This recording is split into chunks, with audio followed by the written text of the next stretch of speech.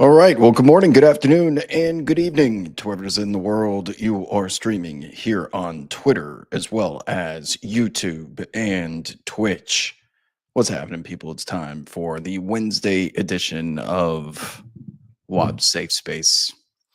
Here, presented by ProfitX, our partners who are so gracious to sponsor our stream and our community involvement that I'm here for the next 45 minutes or so. Every Monday, Wednesday, and Friday is the idea that I can engage directly with you guys in the community. So if there's ever anything you want to discuss, or if there's any breaking news that happens regarding injury status, injury news in the NBA, we obviously will be using ProfitX to take advantage of that.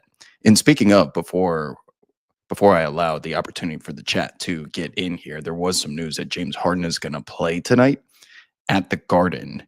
And I thought this might actually be a very opportune time to that foot injury. See, it's down to 20 and a half. It was at 21. But just for the sake of good content here, I am going to bet on James Harden's unders tonight at Madison Square Garden. He is playing, but he is dealing with a little bit of a foot injury, so I'm going to certainly fade him and get in a little $15 bet on his under. Okay. With that said, once again, if you are interested in investing in the NBA in any capacity, we certainly recommend ProfitX here on the Worldwide Web channel. What's up, chat? What's good? Welcome in. Welcome back. Will LeBron be coming on the show today? No, I can get one of the guys he was talking about. I could get Wendy on here. And yeah, you know what? What did LeBron say? That this guy thought he had been my friend the entire time, and that's weird. I don't know, but I know Wendy quite well. I would consider Wendy to be one of my closest friends and colleagues in the business, someone I speak to regularly. And I don't think he's ever publicly said he was friends with LeBron. He's even go out of his way, I think, on a JJ Redick podcast back in the day. He's like, LeBron does not like me, and I don't pretend that he does. And you can go find that video. So I don't know what's going on there, but it's certainly Team Windy in this household. He's been a very gracious friend of the program. And yeah, I don't know what LeBron was on today. He was just looking for a platform to air out some of these petty grievances that he has with ESPN talent. No better place to do that than on an ESPN network. And oh, by the way, you know what's so frustrating about one of the first times I've watched Pat McAfee's show on ESPN? You can't hear half the stuff they say because they're censoring it. Like, you only catch a couple words per sentence. I'm sure they're talking about something great, but there was a 7 to 8 second intervals of muted silence because you tell LeBron or Pat was saying a curse word. It's just unwatchable on the actual television. So I guess you got to watch it on YouTube. What's up? Matt says, let me hop in, Wob. Hop in what? Hop in what? This is just a chat. It's just me reading the chat. Do you think the Hawks he says, do the Hawks have one of the best young cores in the league with Dyson, Jalen, and Risa Shea? Certainly tend to think so. Dyson Daniels is going to be included in those Defensive Player of the Year conversations. I don't think he'll ultimately win despite being the fastest player or the youngest player to 200 steals in a season. He leads the league in deflections by 2 over Kelly Oubre, 6.0 to 4.0. He's second in the league in loose balls recovered, only to Josh Hart. What is ProfitX is in the chat of their own show. They're saying, hey, Wob, we have some back and forth going on our site over Eastern Conference winner. Any thoughts? Should the Celtics be heavily favored over the Cavs? Do the Knicks have a chance? The Celtics should be the title favorites unless there's a suspension or an injury. I wouldn't say overwhelming. Oh, LeBron's active tonight officially. Okay, good. As these updates continue to come in, I will be happy to share them with you guys here. And just as you can see, there's going to be some popping on the screen, which I need to just pull up so you guys know what I'm referencing. I just got to bet in on, once again, James Harden unders tonight with his injury. I'm fading him, and maybe he'll leave the game early or be on a minutes restriction of some kind. But back to the question at hand, which was, any thoughts? Should the Celtics be heavily favored over the Cavs? I wouldn't say heavily favored, but yes, favored. The Cavs are going to have home court advantage in the Eastern Conference Finals. It feels like an inevitability. The only team that's worthy of maybe winning more than 2 games against them is the Pacers. It's not gonna be the Knicks. The Knicks are a second round team. Their defense is not even close to a championship level. They have lulls for 6 to 8 minutes, if not a full quarter, and all the great teams take advantage of it. So maybe next year, and I'm not saying the championship ceiling isn't possible, but the defense is just proven to be not of the quality necessary. So I would say the Celtics, unless they have a drastic injury to Tatum or Brown, and even then, I would probably still make them slight favorites. They're just too good. They are too good. Everything about the way they play, and they have 2 big guys. They have 2 centers they could put on the floor with Horford and Porzingis and still run 5 out, 0 in offense because those guys are lights out from 3. So they got everything that you need. They can adapt to any style of play. They force you to play Celtics basketball, and yeah, they chuck a lot of threes, but come on, man. They make a ton of them. You can't stop their dribble penetration. They have length to defend. They've got some dogs defensively. The Celtics are going to win the title again, I think. But OKC, maybe that's the best defense in the league. The Celtics have the best offense. Playoff offense. The OKC is going to have the best playoff defense. What else? Is tonight a Halliburton night? Might be a Halliburton night. It's always Halliburton, but tonight against the Lakers, we know LeBron has a little bit of history there too. Remember when he snitched on that fan courtside? What's that line over there, by the way? How much are the Pacers favored by? It's Lakers -1, according to the screen right here on ProfitX. I do not like where the Lakers are at right now. JJ Redick has been calling them out, by the way, defensively. I'm going to put $10 on the Pacers just for this because it's always Halliburton. Pacers playing some good ball right now. Lakers defense. This is the opportunity for them to show up. It's been a minute. They're in a little lull themselves, and today on the radio show, Antonio keeps bringing up this point. I kind of agree with him. How are they supposed to integrate Austin Reeves the way that he shines when he's out there with Luka or LeBron? Like, he is a true secondary option, like second go-to scorer. But when you have 3 of them out there, Austin Reeves is not getting the ball nearly as much when he should. We understand why. But they've only played, if you go look at the games of how many times Luka, LeBron, and Reeves have been out there when Luka was off of his minutes restriction. It's still only a 5-game sample size, and it wasn't against the greatest teams in the world either. So still not, we don't have enough to be completely sold that this is going to work in the playoffs moving forward, despite the success and the winning streak they had. Austin Reeves is going to be incredible when he's paired alongside Luka or LeBron. But the 3-headed monster yet tonight will be a very good test of that as we continue to try and gather some evidence here. Wendy's had an interesting morning. Yes, he has. I don't think he asked for any of this either. But why did LeBron have to call him weird? I don't even feel like I'm spilling any tea or putting Wendy in a compromising positioning. I don't think Wendy has done anything publicly to ever suggest that. I'll put it this way. One of Wendy's former colleagues, I always thought would get the smoke from LeBron because he spent years publicly trashing him. And I can't believe it's not a bigger thing. Gen Z has no idea when that man was at Yahoo, some of the things that were written about LeBron James. Don't want to say the names out loud, but you can figure it out. It's just weird that today was the day that picked out those particular individuals. How do you say you can't see the chat when you chatted? I can't see the chat. That doesn't make any sense. Shay said that. I can see it. I can see you, Shay. And if you're watching this and you want to be included in the chat, you just have to go to the bottom where it says say something, click it, and then it populates. It won't auto-populate for you. So if for some reason, if you're in the stream right now and you want to ask a question, that's how you get it done. Is there any timeline where KD goes to the Celtics in the offseason? Do you guys, who put that out there? Was that Wendy? Was that Wendy? Someone said, no, that was not Wendy. Somebody with knowledge that KD wants to go to Boston. I'm not doing this right now. I'm not doing this in March. Sorry. That has zero equity with me.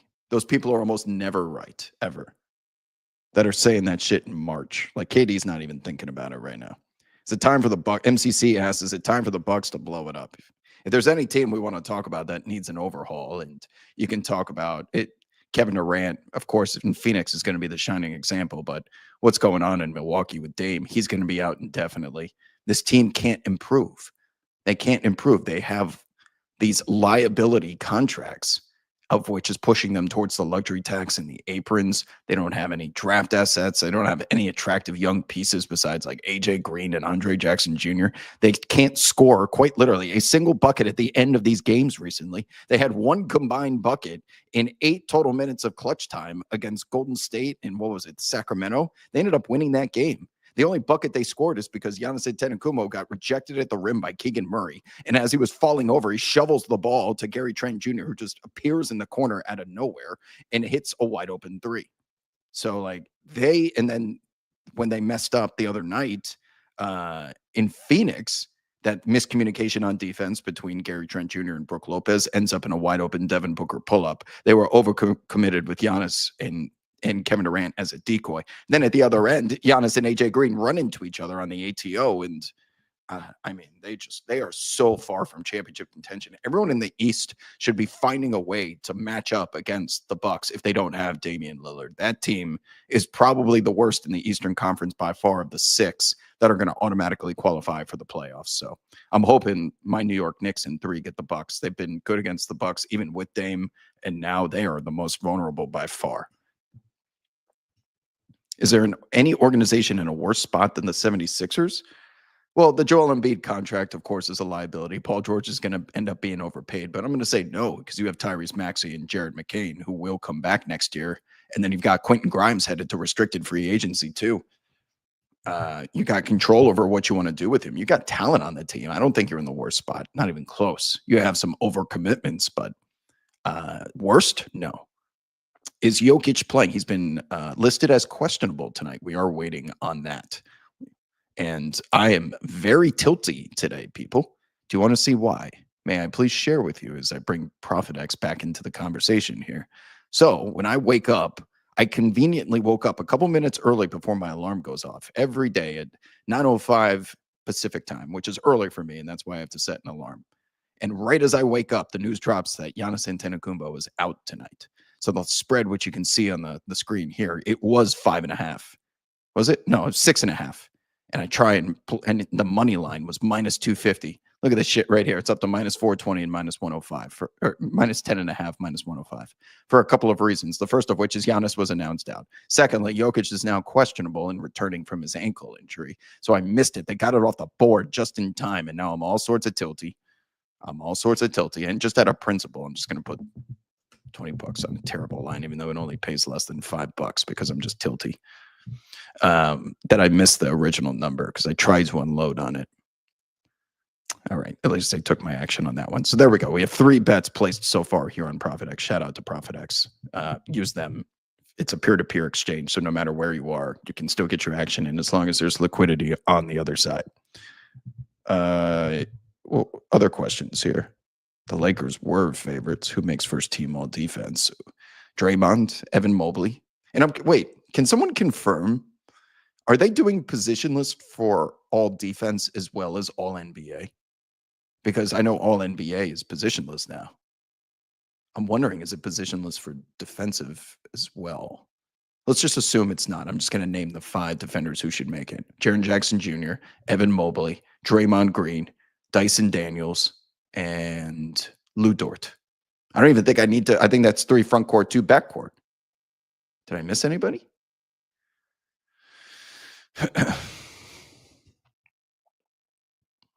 Right. I think I don't know. I don't know what happened between 2010 and 2017, but I imagine Woj made good with LeBron and Clutch because some of the things he wrote about him are. I wouldn't have blamed LeBron for never speaking with him again or having his agency cut him off completely, but that clearly wasn't the case. Some of those things were quite harsh. He chose to write those things, and maybe he had some basis to do it, but that's certainly knowing LeBron and how he likes to air out these petty grievances. I'm surprised that one didn't last. Do I think Tatum will play tonight? Asked Sad.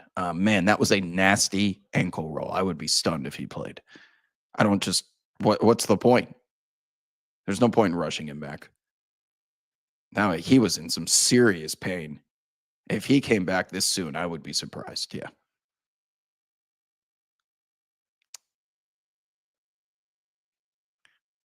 Christensen says, I can't see the chat even after clicking say something. Oh, I can see your chats. Any other questions, Prophet X? I see you in the chat, by the way. Wonder how long Cameron asks, wonder how long Dame's out for indefinitely. And blood clots are not something to mess around with. I was reading an article on Yahoo, speaking of Yahoo, where Tom Haberstroh spoke with Chris Bosch.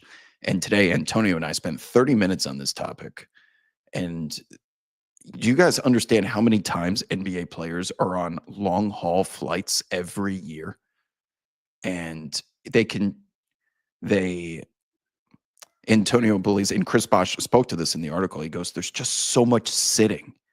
And when you sit that much and you have a body of that size, if you're not up there moving and being cognizant, if you fall asleep, there's potential for blood clots to form in anybody, let alone NBA players. So you're in the air for 82, 85, 87, depending on the preseason games per year. There's a lot of travel, especially if you play in Miami. That's some of the longest flights possible. From Miami to Portland would be the longest route, or Boston to Los Angeles, those types. But I asked Antonio, and he's like, I get up every 50 minutes. I have an alarm go off so that the blood can flow, and he's trying to avoid that deep vein thrombosis that has now affected Damian Lillard. It's gotten to Chris Bosh, Brandon Ingram. There's multiple players, man. And it's just one of those things in the NBA where fans don't talk about. We take it for granted that they just show up in these cities as if they haven't, spent the overnight flying from city to city. They have no time to recover or rehab. And they want to keep adding more games, by the way. This is part of the reason why some guys are being load managed and not performing. It's not as if the guys before them didn't have to do it either. There was a lot worse conditions in the 80s and 90s, and those guys were playing 82 games a season. So it's not an excuse. But now that medical technology has evolved to this point, I find it an interesting case study that these NBA players are now being asked to go to Paris to play in the regular season. There's preseason games in Dubai, India, Japan, and next year the Pelicans are going down to Australia. Like, those are not short flights, and you're sitting down for that long, and then you're doing extreme anaerobic exercise, and you need to have like muscle relaxants. I don't know. It's a lot. And Antonio made it very, I want to say he made it very apparent that this is a thing, and it's something that rarely gets discussed. It's the life of an NBA player. That's why they are paid so much, I guess, compensation for what they're doing to their bodies, like the NFL. The person, Jet in the chat, says, I think that person means that we can't see each other's chats and questions. Only you can see them. And that's not true, because I'm watching the stream through a burner account, and I can see. You have to click say something at the bottom. I can see other people's chats for sure. I'm not logged in through my main account. My main account doesn't even work.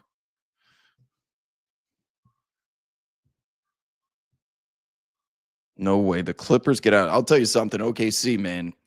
OKC in a 1-8 matchup with the Clippers would run into the same problem that the Denver Nuggets did 2 years ago, actually, when they won the title. That they said Minnesota in the first round was probably their most difficult opponent en route to winning that title. That would be the case for OKC and the Clippers. I think OKC wins that series 4-2.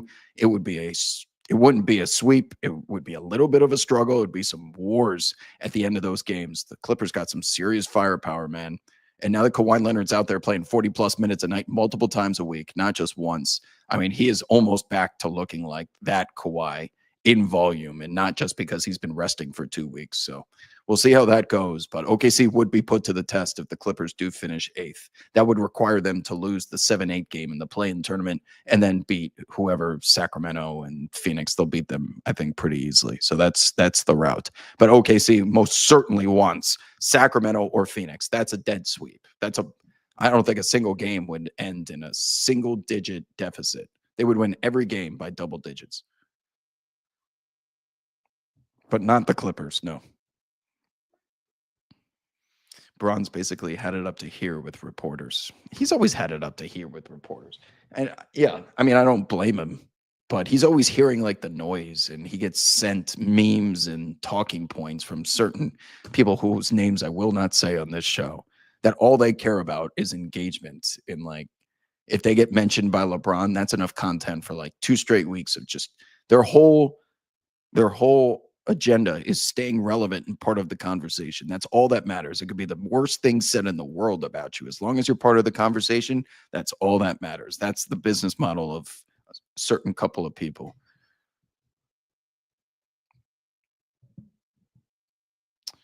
It's another quiet day on the injury wire, by the way. I have been hoping for some movement that we can capitalize on here on ProfitX, but the big one's going to be Jokic and Tatum, and those will not probably be for a little bit of time, game time decisions before their games, which are not the early 7 p.m. Eastern games. What's up, Pelwick?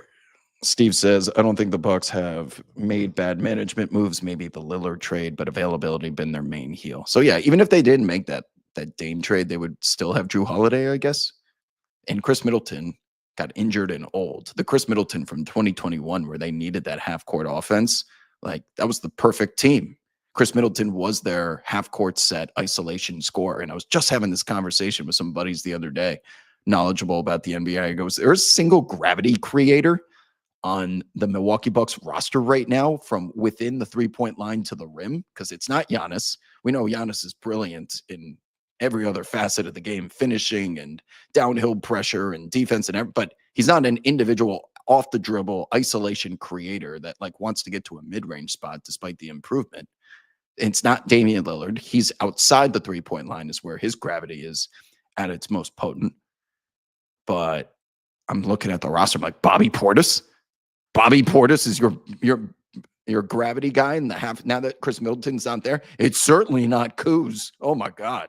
Kuz is great off the ball, slashing and doing Kuz things. But if you want Kuz to go out there and take more than 3 dribbles, boy, are you in trouble.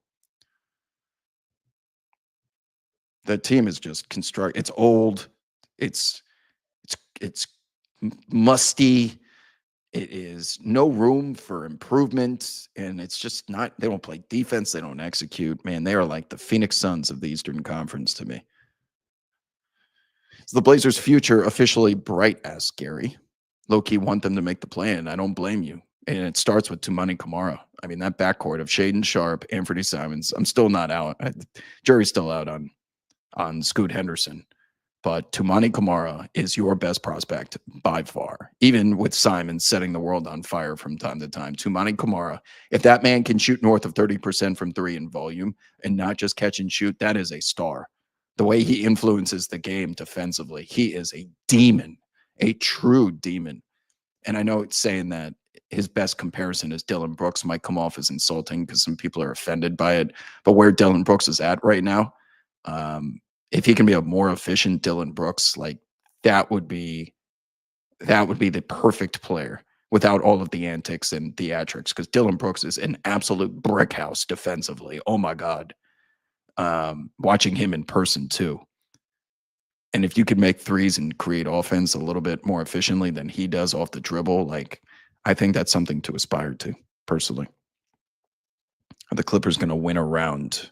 If they finish as the 7 seed, the Clippers can win a round, yeah. Not as the 8 seed, but Christensen in the chat says, seems like OKC plays J-Dub and Chet the max, plus Shea, obviously. Did they use their picks to continue to fill their roster with cheap young talent, or use picks to trade or do they sign someone else if they don't win the ship this year? We can't answer that because we don't know if OKC is going to get the Miami pick or they're going to get the Philadelphia pick. If they end up with more first rounders than they already have, of course they could package those all together and go out and just keep adding veteran talent as opposed to through the draft. But Sam Presti is fucking Tony Soprano out there. He really is. They have so much optionality with what they can do. So they'll probably identify what happens in the playoffs this year and then address their needs the same way that they did with bringing in Isaiah Hartenstein. Because they got killed by Dallas on the glass. That was they emptied the bag. They gave him, they filled the holes in the armor. Draymond is real close to the 65. So I saw this. MCC asked, Draymond's really close, and he's right. Now, Draymond's had a couple of games where I'm still so confused by like what qualifies as a game or not. I think Draymond playing a couple of games like less than 20 minutes, they still count or something. But he's essentially going to have to play every game for the rest of the season to qualify for all defense and defensive player of the year. And if he does, I think he will and should win it. We spoke about this for an hour. Do you know how many calls we got today regarding Draymond? How mad fans are. Like, you can't be fucking serious giving this guy the platform. We're really rewarding all of this. Nobody fears him at the rim. And I'm like, y'all have no clue. Y'all have no clue. And most of these people with these opinions aren't watching Draymond play.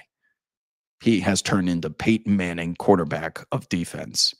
It is amazing to watch. He has had a masterclass week before that Miami game. Andrew Nembhard will get, Cameron says, Andrew Nembhard will get snubbed with the defensive team. Okay.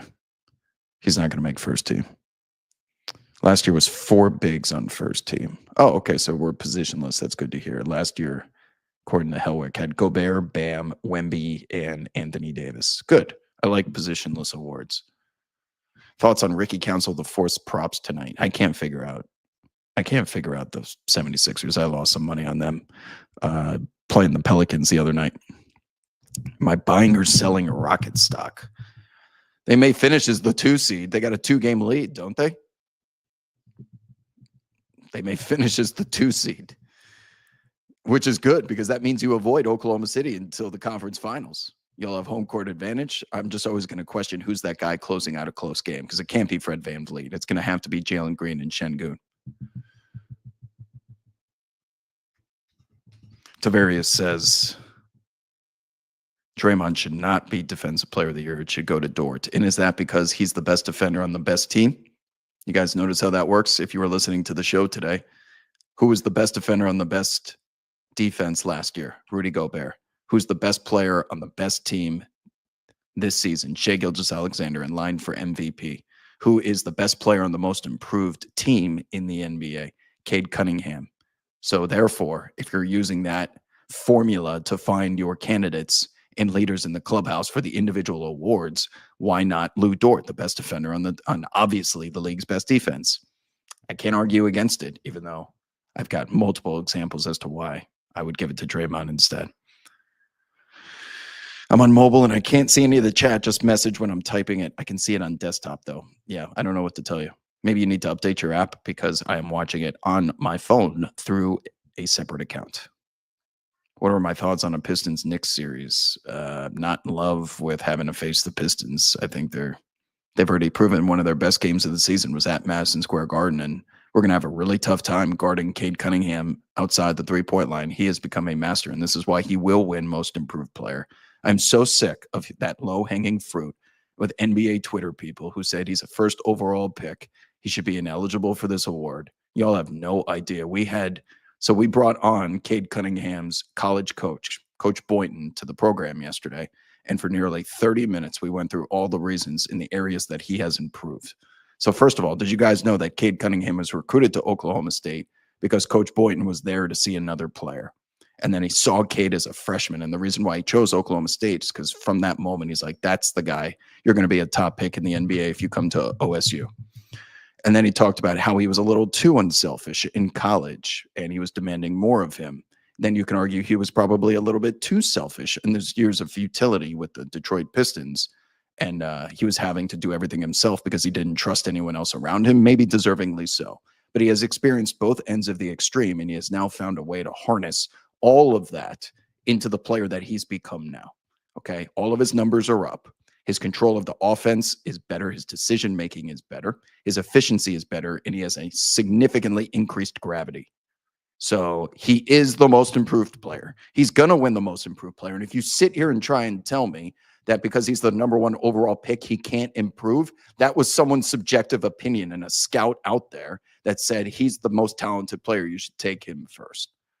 You should not be disqualified if you show areas of improvement. And while the award should be usually reserved for your Ty Jeromes and your Dyson Daniels and guys that traverse the most amount of terrain, they have shown us now with the precedent set that it is the difficulty of terrain traverse that matters more. Going from all-star to superstar means more to voters than going across a wide open plane where you go from irrelevancy to mainstay in a rotation. Your opinion of the award is certainly up to you and remains subjective, but Cade Cunningham is certainly worthy of it, and I do think he will win. Boom.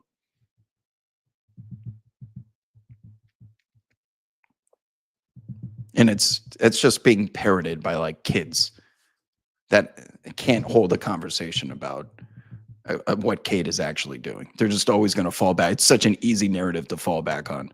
He was already good. No shit. Everyone's already good. They're in the NBA.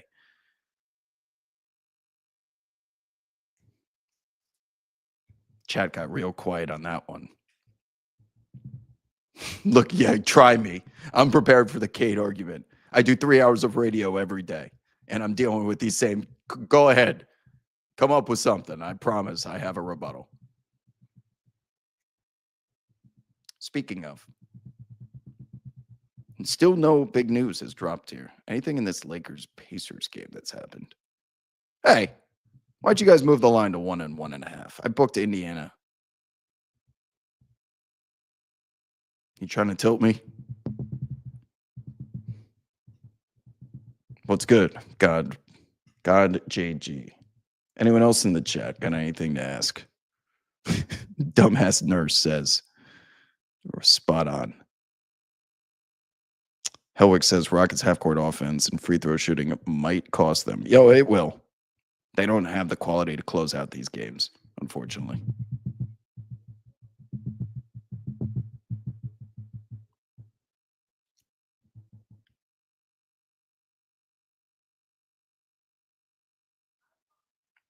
What else you guys got?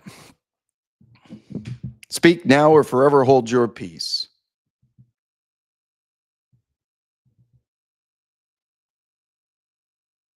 Can I talk about the Pistons playoff run potential? Yeah, they could win a first round series, but they're not. You're going to have to play Cleveland or Boston in the second round. So you could beat the Knicks, you could beat the Pacers, you could beat the Bucks, depending on where you finish. That's all realistic, I think, in winning a first round playoff series. I think Pistons fans are probably rooting to play the Knicks because, first of all, the defense doesn't scare you. Jalen Brunson's still banged up. But most importantly, Pistons fans and the players certainly want their recognition and respect. And you will get that playing the New York Knicks, Madison Square Garden. All of those games will be on TNT or ESPN. If it's Detroit versus Indiana, you're going to be on NBA TV. No one's really going to be paying attention until you get to the second round. And I know you have that lust for satisfaction. I would not want to play the Pacers. If the Knicks play the Pacers, I'm going to have to make a tough decision on who wins that series because I did it last year. I got yelled at. Guess who won? I'm usually right about these things. I'm not completely sold that if the Knicks are healthy, the Pacers win, but I'll reevaluate in a little bit. The Walker Kessler shit is the most high-level tanking move I've seen in a while. So let's just real quick go through what the Utah Jazz have done. They got fined for player participation policy violations with Lauri Markkanen. They just load manage, rest. Okay, they get fined. They get slapped on the wrist. So then they follow that up by putting Jordan Clarkson, Colin Sexton, John Collins every night. It's illness and ankle, illness and foot. illness and something else, because even if you think we're faking injuries, they're sick, they can't play. And now after that, what they've done is they're putting Walker Kessler out there and they're having him work on new skills like shooting threes. Have you looked at his box scores recently? He went from shooting 7 threes all season long, half of which were probably heaves, to now he's shooting 8 per game. So they're saying, Walker, hey, let's see if this is something we can have you do in the future. Let's use real life NBA games as a testing ground. You know what's going to happen? He's going to miss a lot of them, which he does, and the Jazz are going to lose. So now you can't fine the Jazz for sending Walker Kessler out there and playing. You can't tell us how to use him. Like the highest level tank job. This is what Danny Ainge is so brilliant. Ryan Smith is sharp as a thumbtack. They know what's at stake here, and they're probably going to get it.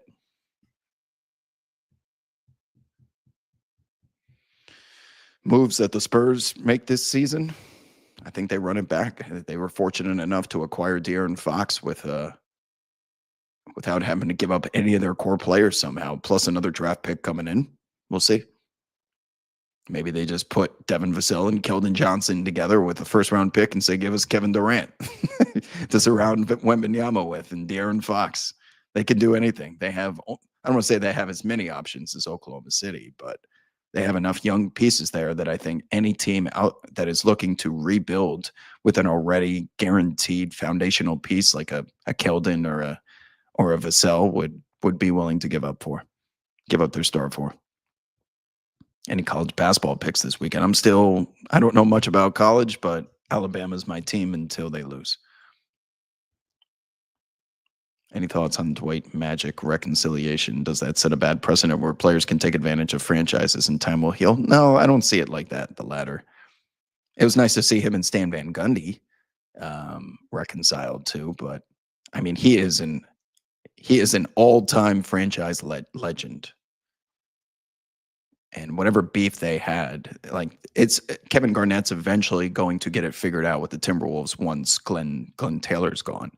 So time does heal many, many wounds. And yeah, Dwight rightfully got his due.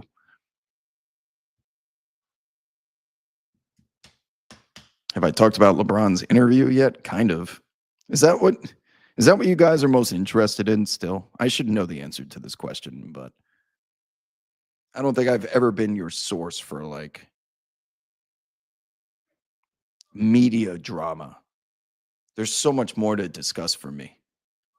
I talk about player drama, player team drama, but I just have so many people in the mainstream media are just saying things to be included in the conversation, and I just see right through it. And LeBron, above all, has always like identified members of the media and just like it's. I've just seen too much is usually the answer. I just don't care about these things. But like, some of those guys got exactly what they wanted. If he so much as mentions your name, good or bad, it's relevancy. That's part of the business. You got to find a way to be on the forefront of his mind, for better or for worse. Like JJ Redick was on the forefront of his mind always in a good way. And unfortunately, Windy is on the other side. But yeah, you're never going to get me to turn on Windy. That guy is just too good. Too good. Have I watched any of the HBO Celtics doc? No. And I just do not care. I don't know. I haven't seen a single person bring up that documentary. It was either terrible or people are just exhausted by that type of like biased content. Like The Last Dance was probably the last doc, and it was only because of Jordan. People can see through these docs that are edited and directed by allies and or sycophants. And no one wants to watch like a puff piece anymore. And the Celtics just aren't like, unless you're a Celtics fan, they have as many haters as they do lovers. So no New York fans, California fans, Texas. If you're not a Celtics fan, like you're not going out of your way to watch that. Just kind of sick of the Celtics. Do we owe James Harden an appreciation tour? He's played 70 games this season, averaging 22 points per game and almost 9 assists. It sounds like another James Harden season to me. It's not the regular season that's been the problem. That's a first ballot Hall of Famer, MVP, NBA 75. He's worthy of all those accolades, but I'm just never in a rush to compliment him because I know what he turns into. Wyatt says the shots fired at Windy seemed cruel. He's wrote 3 books gassing LeBron up. Yeah.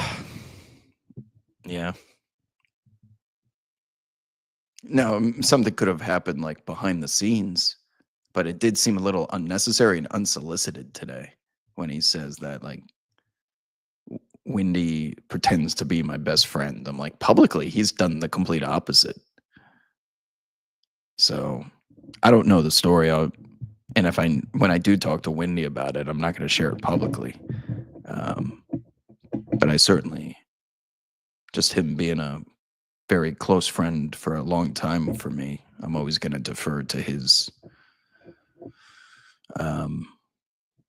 opinions and whatever, the same way you would with anyone. I don't know LeBron. I've never said a word to him. So I'm like, I just have to take whatever he says at face value. Get what I'm saying?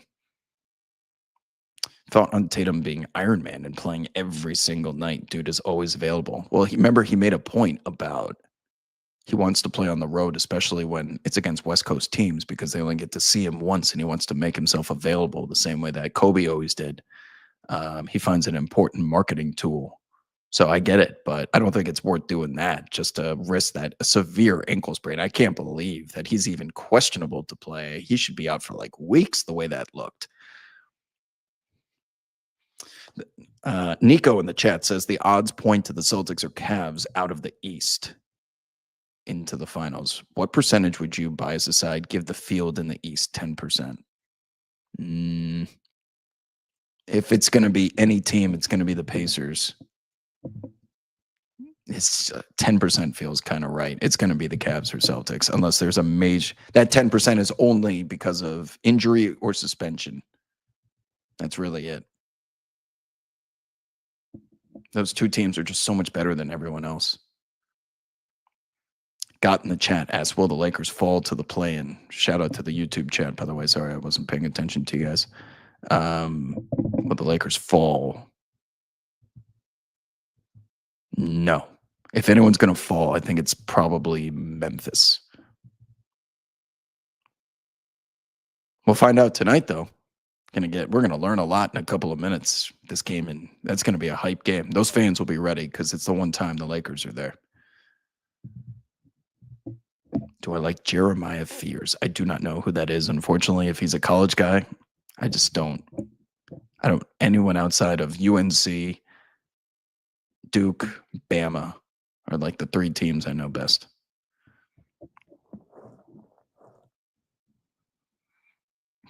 He said Celtics 75%, Cavs 20, Pacers 5. I'm okay with that, actually. I would say that's accurate for me as well. So I would give Celtics 75% chance out of the East, Cavs 20, Pacers 5, even with the Cavs in home court. The Cavs win 1 out of every 5 series that they run. Every simulation, if you ran it 100 times, they would win 20. Yeah. That's fair. Do I agree that the Pacers match up better with Boston than Cleveland? Yeah.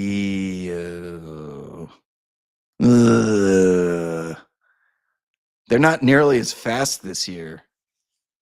Because last year, I mean, they were a pace and space, run everyone out of the gym. I would have said last year, yes, and they should have won game 1. And if Halliburton doesn't get hurt, they can go back to Indiana up 2-0. I would have won so much money. I had the Pacers to win the East at like plus 20,000 or something. I would have won so much money if they somehow won that series. I'm still pissed. I had the Pacers and the Timberwolves. I had the Timberwolves at like 80-1. Oh, how did I not hit either of those? I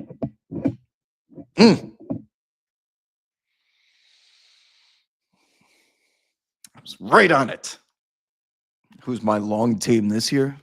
My big future bets are on the I have the Rockets and the I have the Rockets and the Grizzlies, and I feel like dead men walking. I've got them at like 70 to 1, 50 to 1, but I don't have the same vibes this year. I got great numbers, but do they have futures on ProfitX, by the way? Do they have futures on here? I don't think they have futures. We're going to look for a second. No, I don't think so. Oh, well.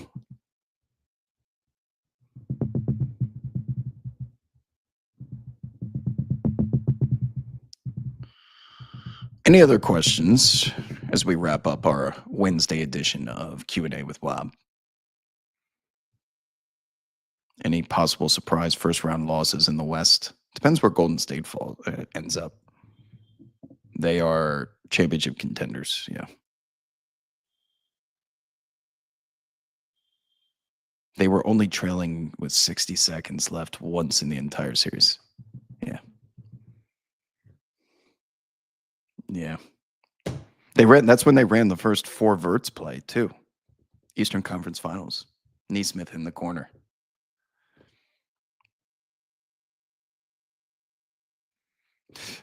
All right. Well, we have reached 4 o'clock here on the West Coast. It's been a pleasure, as always. Good Q&A today. Once again, you guys are allowed to ask as much as I rant about some things that happen in the media. You can ask other questions as well. Feel free to turn this into an everything stream, but I understand people have NBA related stuff because not all of you can listen to the Sirius XM show. And that's why we do this, to afford you an opportunity to ask some questions that you may have. But am I going to frame those jerseys? No. I hate framed jerseys. It makes me feel like you're walking through an Applebee's. I don't know why people feel the need to frame their jerseys. Is it some aesthetic that like you put them in a frame and you can hang it? Like, no, I'm used to just them hanging on everywhere I've been. They hang from the rafters. They hang on the walls. It's a much better look for me. So I judge people who put jerseys in frames like they judge me. There you go. Right? Feels like you're walking through an Applebee's. Like I'm looking at a high school player's jersey who made it to play one game in the NFL and it's framed and signed. Like I hate that aesthetic. You should be framing artwork, paintings, not jerseys. You don't frame clothes. What other clothes do you frame? Do you frame your button downs because it survived senior year at college or high school?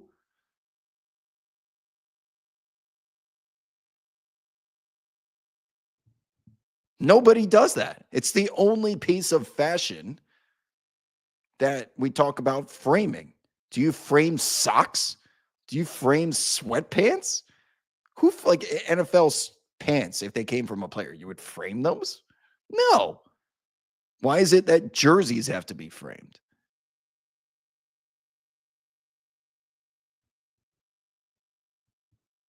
Everyone thinks about that before you frame your jerseys. See?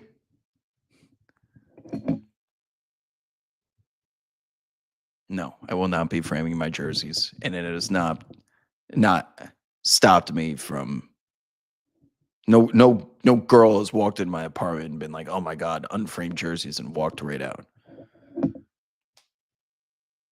Don't. Those people that frame their jerseys, I bet their living room looks like an IKEA. Guaranteed. Guaranteed. They are bent by societal norms. They have to have an IKEA-looking apartment to feel normal. I still have my Mo Harkless jersey. You better damn believe it. I got all my jerseys. I love my jerseys. Great. Yeah. Thank you for inspiring me. It's the truth, though. I just know that if I see a framed jersey in your living room, I will judge it the way that you judge my unframed jerseys. The key to an unframed bed is putting it in the corner. That's the key. I would say an unframed bed is probably more concerning. I have an unframed bed, but I took a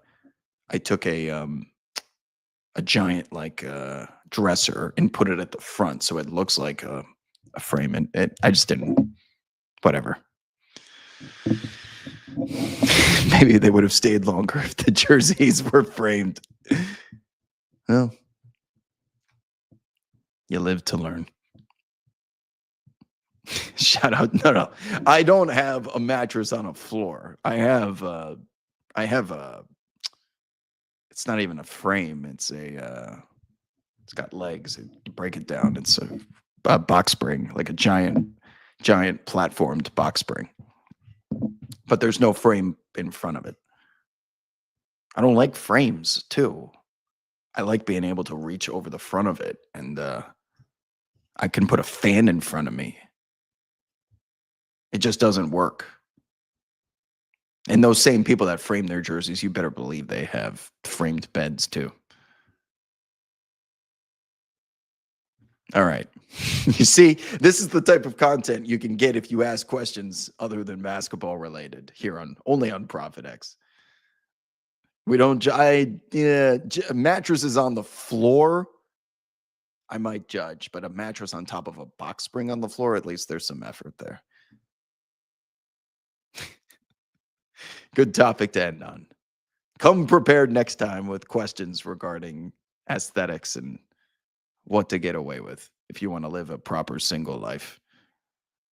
This is a very anti-frame. You're right. My artwork is framed. My Star Wars and my basketball pictures are framed, but those are artwork. All right. Can I go now? Tip off in 3 minutes. Goodbye. It's a pleasure.